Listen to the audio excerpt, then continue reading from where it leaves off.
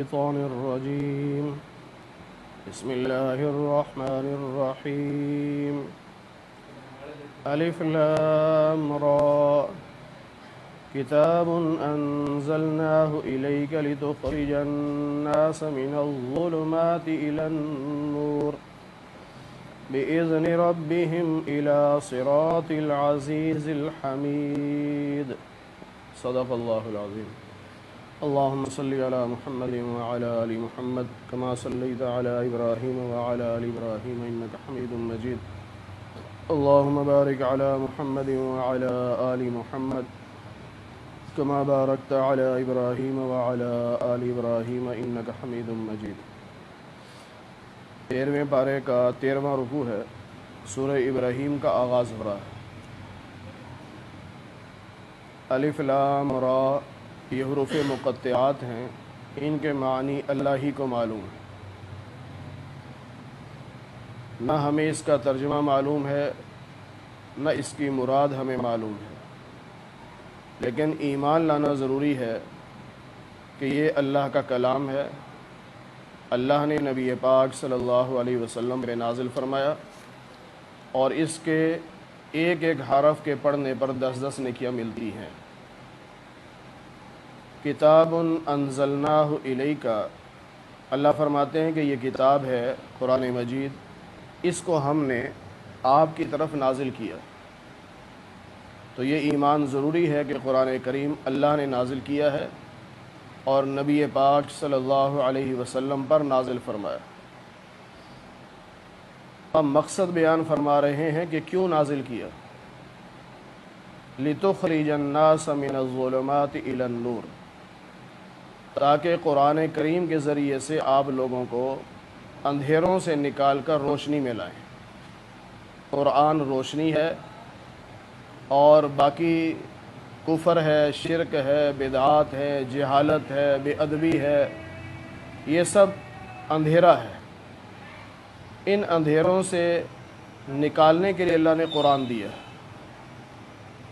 قرآن کفر کے اندھیرے سے نکالتا ہے، شرک کے اندھیرے سے نکالتا ہے، ظلم کے اندھیرے سے نکالتا ہے، جہالت کے اندھیرے سے نکالتا ہے.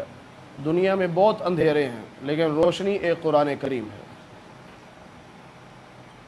بِإِذْنِ رَبِّهِمْ، لیکن یاد رکھیے گا کہ اندھیروں سے نکالنا یہ محنت تو نبی کی ہوگی، لیکن حکم اللہ کا ہوگا تو کوئی نکلے گا. اگر اللہ کا حکم نہ ہو تو اندھیروں سے کوئی نکل نہیں سکتا. یعنی ہدایت اللہ چاہیں گے تو ملے گی، اور اللہ کے حکم سے انسان کو راستہ ملے گا جسے ہم صراط مستقیم کہتے ہیں. اور اللہ تعالیٰ وہ ہے جو ہر چیز پر غالب ہے، قابل تعریف ہے، زمین و آسمان کا مالک ہے. اور جو کفر کرنے والا ہے اس کے لیے سخت عذاب ہوگا، یعنی کافروں کے لیے سخت عذاب ہوگا. اور کافروں سے کون مراد؟ اللہ فرما رہے ہیں کہ کافر وہ ہیں الذین یستحبون الحیات الدنیا علی الآخرہ، جو آخرت کی بجائے دنیا کی زندگی کو ترجیح دیتے ہیں. یہ کافروں کی ایک بڑی نشانی ہے. اور ہمیں بھی اپنے گریبانوں میں جھانکنا چاہیے کہ میرے سامنے آخرت کی فکر زیادہ ہے یا دنیا کی. پھر فرمایا کہ وَيَصُدُّونَ عَن سَبِيلِ اللَّهِ، یہ اللہ کے راستے سے لوگوں کو روکتے ہیں، یعنی اسلام سے لوگوں کو اسلام کی طرف نہیں آنے دیتے. پہلے تو کافر روکتے تھے، اب مسلمان بھی روک رہے ہیں. ابھی جو بل پیش ہو رہا ہے اسمبلی میں، آپ سب نے سنا ہے، سندھ اسمبلی پاس کر چکی ہے، قومی اسمبلی میں پیش ہونے والا ہے. وہ اسلام کا راستہ ہی تو روک رہے ہیں کہ 18 سال کی عمر سے پہلے اسلام قبول نہیں کر سکتا، اور 18 سال کے بعد بھی اگر کوئی اسلام قبول کرنا چاہتا ہے تو وہ مجسٹریٹ کو درخواست دے گا. پھر مجسٹریٹ جو ہے وہ کتنے دن لگاتا ہے پتہ کوئی نہیں، اتنے دنوں میں اس کا ارادہ بدل جائے. یا جس طرح یہ کہتے ہیں کہ اس کو مطالعہ کرایا جائے گا دوسرے مذاہب کا. اب دوسرے مذاہب کا مطالعہ کون کرائے گا؟ ان کے لوگ کرائیں گے. تو ظاہر ہے کافر جب مطالعہ کرائے گا تو مسلمان تو نہیں ہو سکتا. تو یہ سب وہ طریقے ہیں جو اسلام کا راستہ روکنے کے طریقے. تو اللہ فرماتے ہیں یہ کافروں کی صفت ہے کہ وہ اسلام سے راستہ روکتے ہیں. تو اب اس بل کو جو پاس کرے گا وہ اپنا انجام دیکھ لے کہ میں مسلمانوں کی صف میں ہوں یا کافروں کی صف میں ہوں. وَيَبْغُونَهَا عِوَجًا، اور کافروں کی ایک عادت یہ ہے کہ وہ اسلام میں خامیاں تلاش کرتے ہیں. حالانکہ اللہ کا دیا ہوا مذہب، اس میں خامی کہاں سے ہو سکتی ہے؟ نہیں ہو سکتی. لیکن وہ لوگوں کے نظر میں اچھائیوں کو بھی خامیاں بنا کر پیش کرتے ہیں. اولئک فی ضلال بعید، یہ لوگ دور کی گمراہی میں پڑے ہوئے ہیں، ہدایت کا ان سے کوئی تعلق نہیں ہے. وما ارسلنا من رسول، اللہ فرماتے ہیں ہم نے جتنے بھی رسول بھیجے الا بلسان قومہ، ان کو جس قوم میں بھیجا اس قوم کی زبان دے کر بھیجا. اللہ نے جس نبی کو جس قوم کا نبی بنایا اس قوم کی زبان وہ نبی جانتا تھا. کیوں؟ لیبین لہم، تاکہ انہی کی زبان میں ان کو سمجھا سکے. جس طرح مکہ والے اعتراض کرتے تھے کہ یہ کیسے نبی ہیں، ہم میں پلے ہیں، ہم میں بڑے ہوئے ہیں، ہماری ہی زبان بولتے ہیں، اور جب قرآن سناتے تو کہتے تو عربی ہے، خود بنا لیا.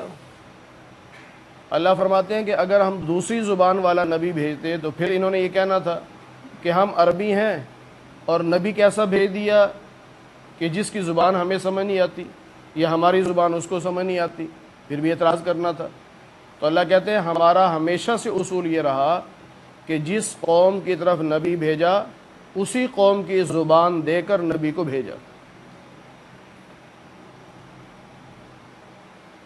فَيُضِلُّ اللَّهُ مَن يَشَاءُ، پھر اللہ کی مرضی ہے جسے چاہے گمراہ کرے، جسے چاہے ہدایت دے. وَلَقَدْ أَرْسَلْنَا مُوسَىٰ بِآيَاتِنَا، ہم نے موسیٰ علیہ السلام کو معجزات دے کر بھیجا، نشانیاں دے کر بھیجا، معجزات دے کر بھیجا. ان کو کیوں بھیجا؟ اسی مقصد کے لیے، ان اخرج قومک من الظلمات، کہ اپنی قوم کو اندھیروں سے نکالو اور الی النور، روشنی کی طرف لے کے آؤ. یہ ہر نبی کا کام یہ تھا کہ وہ قوم کو اندھیروں سے نکالتے تھے، روشنی میں لاتے تھے. اور آج دنیا کفر وہ چاہتی ہے کہ لوگ اندھیروں میں رہیں، انہیں کچھ نہ پتہ چلے کہ ہم کیا کر رہے ہیں. اسی لیے وہ علماء کو بدنام کرتے ہیں تاکہ لوگ علماء کے قریب نہ بیٹھیں. جو علماء کے قریب بیٹھتا ہے اسے پتہ چلتا ہے کہ ہمیں تو اندھیرے میں رکھا گیا ہے، روشنی تو قرآن دے رہا ہے.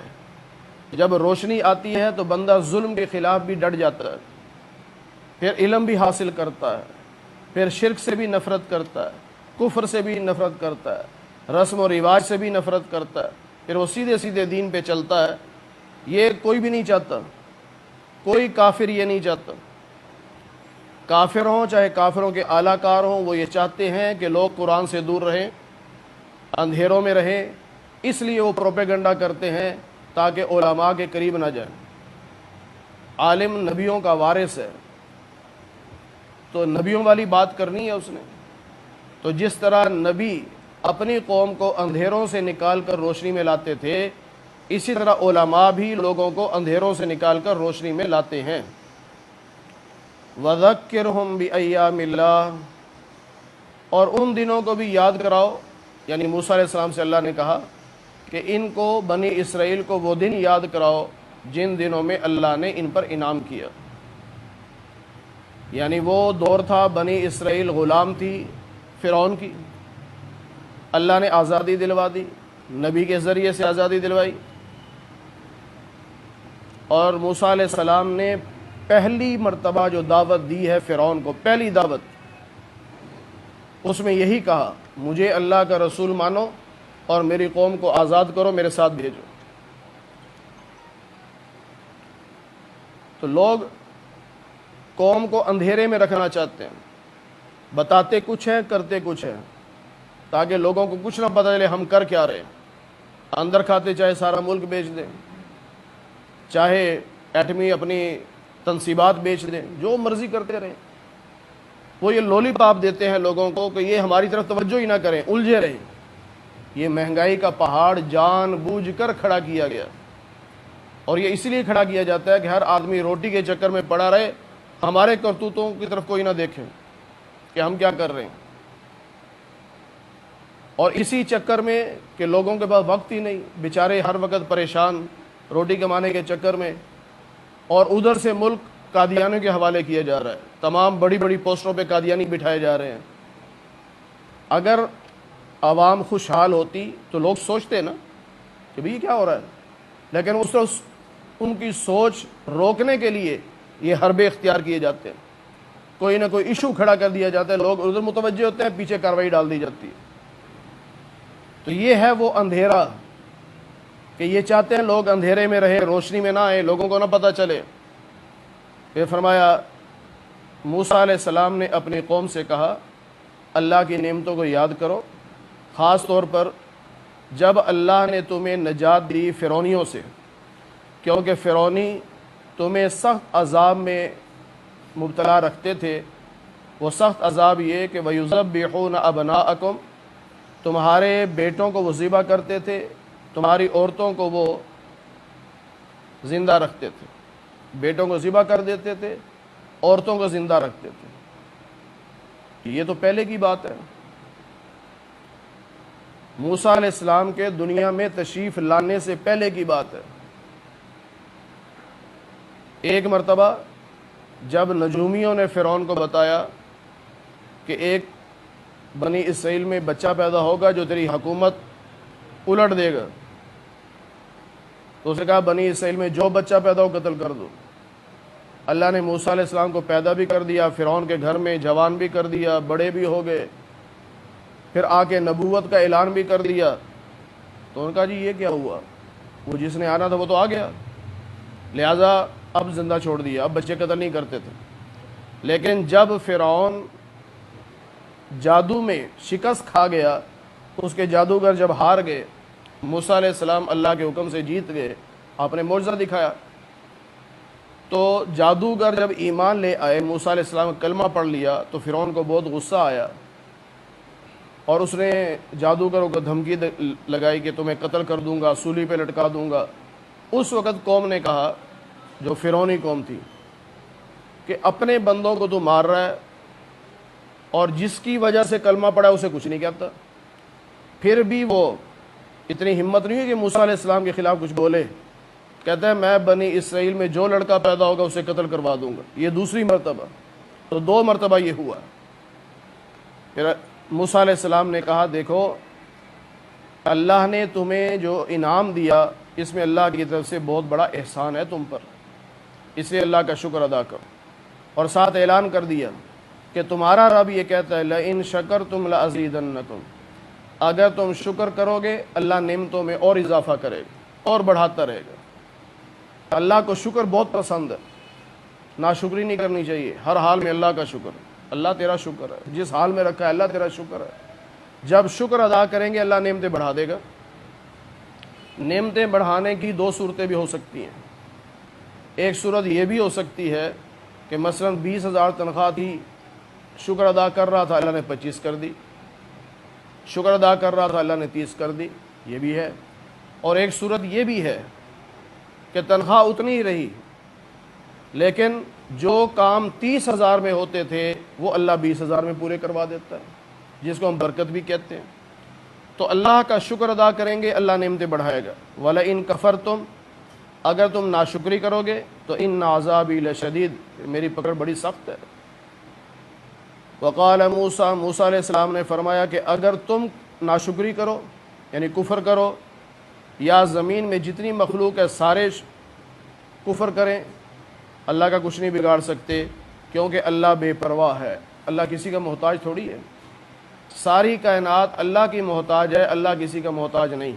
اور حمید، اللہ تو قابل تعریف ہے۔ اگر انسان تعریف نہیں کرے گا تو کیا ہو جائے گا؟ سارے فرشتے اللہ کی تعریف کرتے ہیں، سارے جانور، سارے درخت، سارے ستارے، ہر چیز اللہ کی حمد و ثنا کرتی ہے۔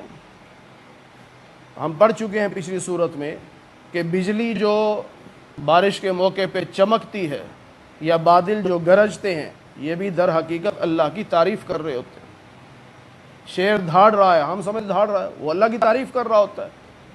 آگے آئے گا 15ویں پارے میں، اللہ فرماتے ہیں وَإِن مِّن شَيْءٍ إِلَّا يُسَبِّحُ بِحَمْدِهِ، کوئی ایسی چیز نہیں جو اللہ کی حمد و ثنا نہ کرتی ہو، وَلَٰكِن لَّا تَفْقَهُونَ تَسْبِيحَهُمْ، ہاں تم نہیں سمجھ سکتے، ظاہر ہے ہم تو اپنے انسانوں کی بولی نہیں سمجھ سکتے، 3000 سے زیادہ بولیاں بولی جا رہی دنیا میں، ہمیں تو 2-4 ہی آتی ہیں، باقی تو آتی نہیں۔ ہم انسان ہو کے انسان کی بولی نہیں سمجھ سکتے تو جانوروں کی بولی کہاں سے سمجھیں گے؟ تو اللہ کہہ رہے ہیں ہر چیز اللہ کی تعریف کرتی ہے۔ پھر فرمایا کیا تمہیں خبر نہیں پہنچی کہ تم سے پہلے قوم نوح کے ساتھ کیا ہوا، قوم عاد، قوم سمود، اور ان کے بعد اور قومیں آئیں جن کو اللہ جانتا ہے تم نہیں جانتے۔ 8ویں پارے میں ہم پڑھ چکے، آگے 12ویں پارے میں ہم تفصیل سے پڑھ چکے ان قوموں کے حالات۔ جاءتہم رسلہم بالبینات، ان قوموں کے پاس رسول آئے، معجزات لے کر آئے، دلائل لے کر آئے، لیکن انہوں نے یہ باتیں سننے کے بعد بجائے ماننے کے الٹا اپنا ہاتھ اپنے منہ میں ڈال لیا۔ جیسے بندہ افسوس کرتا ہے وہ یہ کیا، کل تک ہمارے ساتھ تھے، آج کہتے ہیں میں اللہ کا رسول ہوں، یہ انہوں نے ہاتھ ڈال لیے۔ وقالو، اور کہنے لگے انا کفرنا بما ارسلتم بھی، تمہیں جو پیغام دے کے بھیجا گیا ہم اس کا انکار کرتے ہیں، ہم نہیں مانتے، اور جس اللہ کی طرف تم دعوت دے رہے ہو ہم اس کے بارے میں شک کرتے ہیں، ہم نہیں مانتے ہیں، یعنی ہم تو شرک کرنے والے ہیں۔ رسولوں نے کہا افی اللہ شکن، تم اللہ کے بارے میں شک کرتے ہو، حالانکہ اللہ وہ ہے جو زمین و آسمان کا بنانے والا، اور اللہ تمہیں بلا رہا ہے، یعنی دعوت دے رہا ہے کہ آؤ میں تمہارے گناہوں کو معاف کر دوں اور میں تمہیں مہلت دے دوں، یعنی جب نیک عمل کرو گے، ایمان لے آؤ گے، تو اگر عذاب آنے والا بھی ہوگا اللہ اسے ٹال دے گا، عذاب ختم ہو جائے گا۔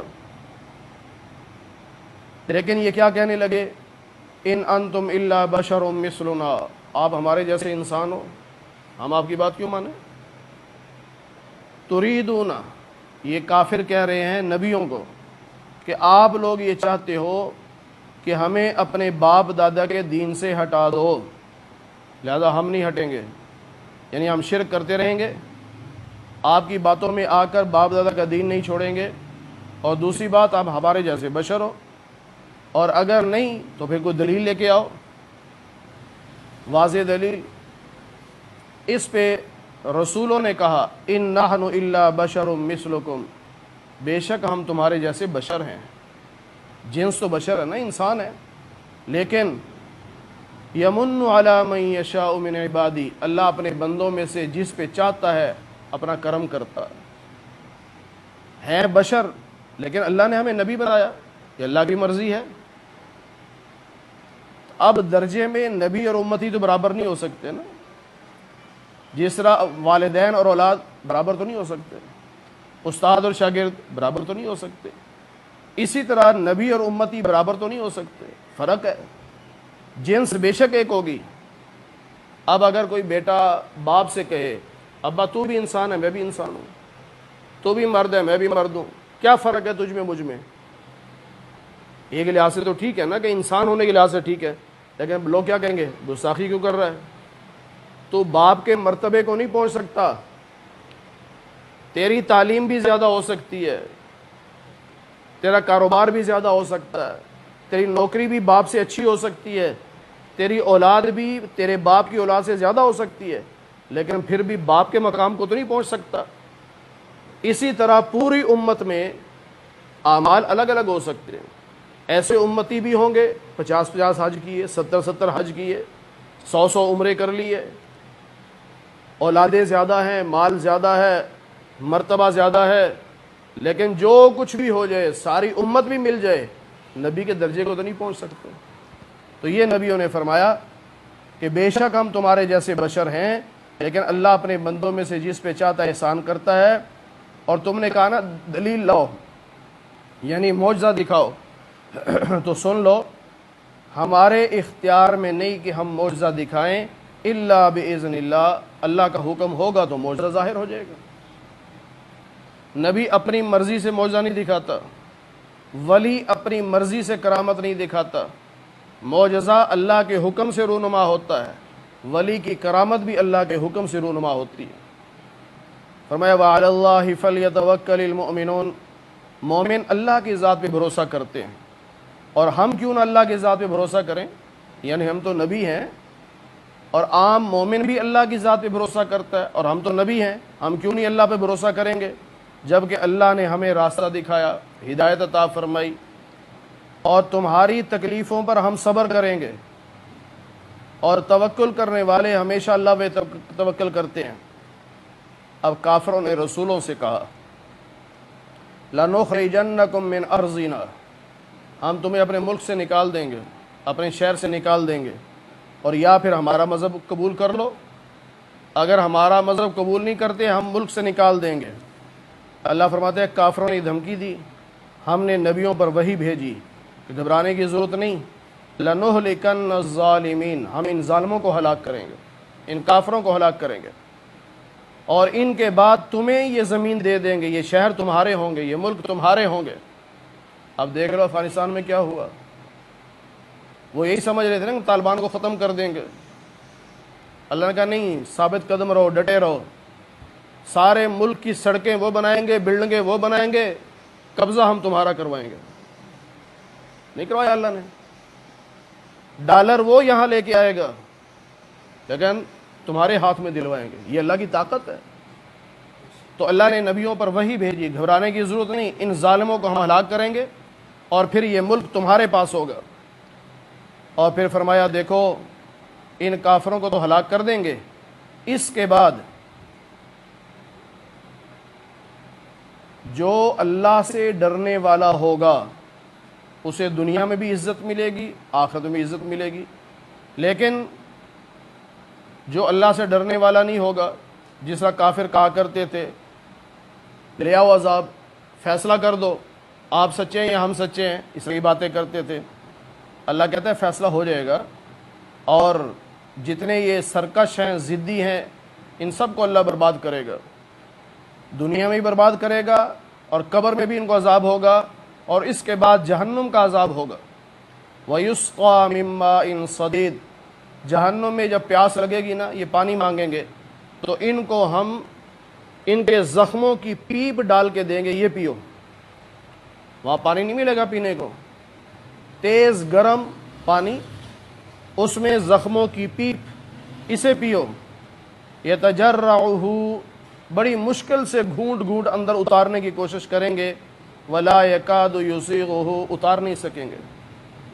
ویاتیہ الموت من کل مکان، جہنم میں انسان یہ سمجھے گا کہ ہر طرف موت ہی موت ہے، جیسا بندہ مایوس ہو جاتا ہے نا ہر طرف سے، بس اب تو میں مرا، تو ان کو نظر آئے گا ہر طرف سے موت ہے، لیکن یاد رکھو جہنم میں موت نہیں آئے گی، وما ہوا بمیت، وہاں موت نہیں آئے گی۔ ومن ورائہ عذاب غلیظ، اور اس کے علاوہ اور بھی سخت عذاب دیں گے ہم ان کو، جہنم میں اور کئی قسم کے عذاب ہوں گے۔ دو بڑے عذابوں کا ذکر قرآن کریم میں ہے، ایک تو آگ میں پھینکا جائے گا زنجیروں میں باندھ کر، گلے میں توک پٹا اور 70 گز لمبی زنجیر، اس سے جسم کو یوں جکڑ دیا جائے گا جس طرح بال بنا دی جاتی ہے گیند، اس طرح اس کو جکڑ کر جہنم میں پھینک دیا جائے گا، اور پھر جہنم کی آگ سے نکال کر تیز گرم پانی میں بعد میں پھینکا جائے گا۔ یہ دونوں عذاب ہیں، کبھی آگ میں کبھی تیز گرم پانی میں، اس کے علاوہ اور عذاب بھی ہیں لیکن یہ دو بڑے عذاب ہیں۔ تو اسی اللہ فرماتے ہیں کہ ہم اور بھی عذاب دیں گے، اور بھی عذاب دیں گے۔ 5ویں پارے میں ہم پڑھ چکے کہ کافروں نے کہا کہ جہنم میں آگ ہے، جی آگ ہے تو کوئی بات نہیں، ایک دفعہ جلد جلتی ہے، اس کے بعد تو وہاں حس ہی ختم ہو جاتی ہے، جسم کا جو حصہ جل جائے وہاں سے حس ختم ہو جاتی ہے، تو ایک دفعہ تکلیف ہوگی پھر تو نہیں ہوگی۔ اللہ فرماتے ہیں نہیں، کلما نضجت جلودہم بدلناہم جلودا، ہم بار بار تمہاری جلد بدلتے رہیں گے، ایک دفعہ جلد جلے گی ہم نئی پیدا کر دیں گے، وہ جلے گی نئی پیدا کر دیں گے، بار بار ہم نئی پیدا کرتے رہیں گے تاکہ تمہیں بار بار اذیت پہنچتی رہے۔ تو اللہ کے رسول کے نقش قدم پہ چلنا چاہیے، اور آخرت کی فکر کرنا یہ عقل مندی ہے، آخرت سے غافل رہنا یہ بے وقوفی ہے۔ اللہ تعالی ہمیں قرآن کریم کی صحیح سمجھ نصیب فرمائے۔ الحمدللہ رب العالمین والعاقبۃ للمتقین، والصلاة والسلام على سید الانبیاء والمرسلین وعلى آلہ واصحابہ اجمعین۔ اے اللہ ہم سب کے صغیرہ کبیرہ گناہوں کو معاف فرما۔ اے اللہ درس قرآن کو اپنی بارگاہ میں قبول فرما۔ اے اللہ بیماروں کو صحت کاملہ نصیب فرما، بے روزگاروں کو حلال رزق نصیب فرما۔ اے اللہ حرام کے لقمے سے ہماری حفاظت فرما۔ اے اللہ جتنے مسلمان دنیا سے جا چکے سب کی مغفرت فرما دے۔ اے اللہ سب کو جنت الفردوس میں اعلیٰ مقام نصیب فرما دے۔ اے اللہ ہم سب کو قیامت کے دن حضور نبی پاک صلی اللہ علیہ وسلم کی شفاعت نصیب فرما، جنت میں آپ کی رفاقت نصیب فرما، آپ کے دست مبارک سے حوض کوثر کا پانی پینا نصیب فرما۔ اے اللہ جیسے آج ہم آپ کے قرآن کے نام پر اکٹھے ہیں، اے اللہ ہم سب کو جنت میں بھی اکٹھا فرما دے۔ اے اللہ محض اپنے فضل و کرم سے حضور نبی پاک صلی اللہ علیہ وسلم کے صدقے سے ہماری دعاؤں کو قبول فرما لے۔ وصلی اللہ علی النبی الکریم۔